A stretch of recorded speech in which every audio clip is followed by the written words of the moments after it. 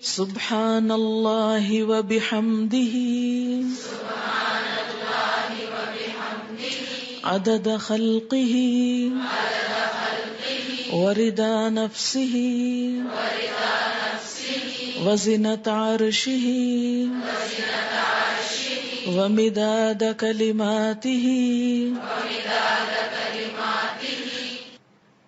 سبحان اللہ، پاک ہے اللہ، وبحمدہ، اور اس کی تعریف کے ساتھ، یعنی میں اس کی پاکی بیان کرتی ہوں. عدد خلقہ، اس کی مخلوق کی تعداد کے مطابق، کے برابر. عدد گنتی، تعداد. خلق بمعنی مخلوق، یعنی جتنی اس کی مخلوق ہے، اس کی جتنی تعداد ہے، جتنی اس کی کریشن ہے، ان سب کی تعداد کے برابر، گنتی کے برابر. وردا، اور رضامندی، نفس ہی، اس کی نفس کی، یعنی اس کے نفس کی یا اللہ تعالی کی ذات جس چیز پہ راضی ہے اور جتنی تعریف پہ راضی ہے اتنی تعریف کرتی ہوں. وزنۃ عرشہ، اور اس کے عرش کے وزن کے برابر، یعنی جس عرش پر اللہ تعالی متمکن ہے اس کا جتنا وزن ہے ہم تو اس کا احاطہ بھی نہیں کر سکتے، اس کے برابر. ومداد، اور سیاہی، کلمات ہی، اس کے کلمات کے لکھنے کی. یعنی قرآن پاک میں آتا ہے کہ اگر سارے سمندر سیاہی بن جائیں اور اتنے ہی اور بھی، اور سارے درخت قلمیں بن جائیں اور اللہ کے کلمات، اس کی تعریف لکھی جانے لگے تو سارے سمندر خشک ہو جائیں، لیکن اللہ کی باتیں کبھی ختم نہ ہوں. تو اس لیے اس کے کلمات یا اس کی باتیں لکھنے کے لیے جتنی سیاہی چاہیے اس کے برابر. یہ مسنون تسبیح ہے اور بہت ہی خوبصورت. چند لفظ ہیں لیکن ایک بندہ مومن کے دل کے اندر اللہ تعالی کی محبت کے لیے، اس کی عظمت بیان کرنے کے لیے جو اس کے جذبات ہیں اس کی ایک عکاسی ہے. اب دیکھیں کہ اللہ تعالی کی ذات جتنی بلند ہے اور اس میں جتنی خوبیاں ہیں ان کا احاطہ کرنا ہم جیسے کم عقل اور حقیر انسانوں کے لیے ممکن ہی نہیں. نہ وہ ہماری عقل میں سما سکتا ہے، نہ ہمارے تصور میں، اور نہ ہی ہماری اتنی زندگی ہے، نہ ہماری اتنی قوت ہے، نہ اتنی طاقت ہے، مجال ہے کہ ہم واقعی اس کی تعریف کا حق ادا کر سکیں. اس کی تسبیح کائنات کی ہر چیز بیان کر رہی ہے. وَإِن مِّن شَيْءٍ إِلَّا يُسَبِّحُ بِحَمْدِهِ، کوئی چیز ایسی نہیں جو اس کی تسبیح نہ کر رہی ہو.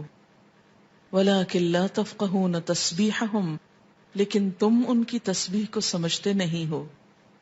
سَبَّحَ لِلَّهِ مَا فِي السَّمَاوَاتِ وَمَا فِي الْأَرْضِ، تسبیح کر رہی ہے اللہ کی ہر وہ چیز جو آسمانوں میں ہے، ہر وہ جو زمین میں ہے. جب ہر چیز اس کی تسبیح میں لگی ہوئی ہے تو میری زبان اس کی تسبیح سے خالی کیوں رہے؟ اگر میں نہیں کروں گی تو میری محرومی ہے. اللہ تعالیٰ کا تو کچھ بھی نقصان نہیں. بے شمار فرشتے صرف پیدا ہی اس لیے ہوئے ہیں کہ وہ اللہ کی تسبیح بیان کریں، اس کی تعریف بیان کریں. اس لیے تسبیح کرنا سراسر خود انسان کے اپنے فائدے کے لیے ہے. اس طرح انسان باقی کائنات کا ہم نوا ہو جاتا ہے. جس ذات سے جتنی محبت ہوتی ہے اس کے لیے الفاظ کا چناؤ اتنا ہی مشکل کام ہوتا ہے، اور اللہ کی تعریف کے لیے الفاظ کا چناؤ ہم عام انسانوں کے بس میں نہیں. اس لیے ہمیں لازمی طور پر سہارا لینا ہے نبی صلی اللہ علیہ وسلم کے الفاظ کا. تو آپ نے جو الفاظ سکھائے مسنون بھی ہیں اور بہت جامع بھی ہیں. آپ صلی اللہ علیہ وسلم کی یہ خصوصیت تھی کہ انما اوتیت جوامع الکلم، مجھے جامع کلمات عطا کیے گئے ہیں. آپ صلی اللہ علیہ وسلم کی گفتگو کی ایک خوبی تھی کہ کم الفاظ میں بڑی بات کہہ سکتے تھے. تو یہاں بہت کم الفاظ میں بہت خوبصورت طریقے سے اللہ تعالی کی تسبیح بیان کی گئی ہے. تو جب بھی آپ دعا مانگنے لگیں تو اس سے پہلے اگر یہ چند لفظ بول لیں تو دعا کا وزن اور قبولیت اور اس کی خوبصورتی بڑھ جائے گی. اب دیکھیں کہ دعا کے شروع میں اور آخر میں تسبیح پڑھنا اور درود شریف پڑھنا یہ ایسا ہی ہے کہ جیسے کسی کو کچھ دینے کے لیے آپ ایک خوبصورت جیسے گفٹ پیپر ہوتا ہے یا اچھا کوئی برتن ہو سکتا ہے یا کوئی بھی چیز جس میں آپ کوئی چیز ڈال کر دے رہے ہیں. مثلاً آپ نے خوبصورت خط لکھا اور گندے سے انویلپ میں ڈال کے دے دیں تو وہ تاثر کیسا ہوتا ہے؟ درست نہیں ہوتا. اسی طرح آپ اچھی سے اچھی بات کہنا چاہیں مگر الفاظ اچھے نہ ہوں تو اس کے اندر خوبی نہیں آئے گی اچھی سے اچھی بات میں.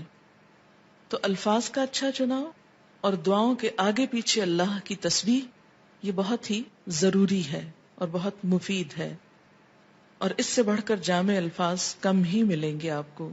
اس لیے ان کو یاد بھی کر لیجئے اور عادت بھی بنا لیجئے. اب اس شعور کے ساتھ جو کچھ ہم نے اس کا معنی سمجھا ہے، مثلاً عدد خلقی ہی، تو آپ سوچئے ذرا کہ اس کی مخلوق کی گنتی. مثلاً کہا یہ جاتا ہے کہ آسمانوں پر جتنے ستارے ہیں اگر ان کو فرضی نام دے دیے جائیں، مثلاً ABCD، تو ان ناموں سے پکارنے میں یا ان کی صرف گنتی کرنے میں 400 ملین سال چاہیے، کیونکہ انسان نمبر ایک تو احاطہ ہی نہیں کر سکتا. اور اگر صرف گننے لگے ان کو، صرف ستاروں کو، ابھی زمین کے ذرات کو نہیں، ریت کے ذرات کو نہیں، اگر آپ میں سے ہر ایک کو پورا کراچی شہر مثلاً سمندر کے کنارے پہنچ جائے اور ایک ایک گلاس ریت کا اٹھا کر اس کو دے دیا جائے ہر شخص کے کہ اس کے ذرات گنو، تو میرا خیال ہے کہ صرف وہ ذرے گننے میں اس کو کئی سال لگ جائیں، ایک عمر بیت جائے. تو ہم نہ تو یہ ذرات گن سکتے ہیں، نہ یہ ستارے گن سکتے ہیں، اور نہ ہی ہماری اتنی عمر ہے. تو یہ ایک تسبیح لے کے اگر ہم چند دفعہ سبحان اللہ کہہ بھی دیتے ہیں تو اس سے حق نہیں ادا ہوتا. سارا دن بھی بیٹھ کے تسبیح پڑھیں تو مت کبھی سوچیں کہ ہم بڑے عبادت گزار ہو گئے اور بہت کچھ کر لیں. کچھ نہیں کیا. کبھی اپنی عبادت کا انسان کو غرور نہیں آنا چاہیے، نہ کبھی عبادت کے تکبر میں مبتلا ہوں، کیونکہ ہم اللہ کا حق ادا کر ہی نہیں سکتے. تو پھر جب انسان یہ کہتا ہے عدد خلق ہی، تو گویا وہ سب کچھ گنا گیا جو آپ ویسے نہیں گن سکتے. لیکن شرط یہ کہ دل سے کہیں عدد خلق ہی ورضا نفس ہی، اتنی تسبیح جس پہ وہ راضی ہو جائے. بس مجھے اس کو راضی کرنا ہے، میں جب تک تسبیح کروں گا جب تک وہ راضی ہو جائے، اس کی رضا کے برابر. وزنۃ عرشہ، اور وزن میں اس کا عرش، اس سے وزنی کوئی چیز نہیں، اور اس کے کلمات لکھنے کی سیاہی کے برابر. وہ کتنی ہے اس کا احاطہ بھی ہم نہیں کر سکتے. اب آپ دیکھیں لیکوڈ بھی آ گیا اور ایبسٹریکٹ چیز بھی آ گئی اور ٹھوس چیز بھی آ گئی، یعنی ہر چیز کا ایک طرح سے احاطہ کیا گیا. اب اس تصور کے ساتھ تسبیح پڑھی.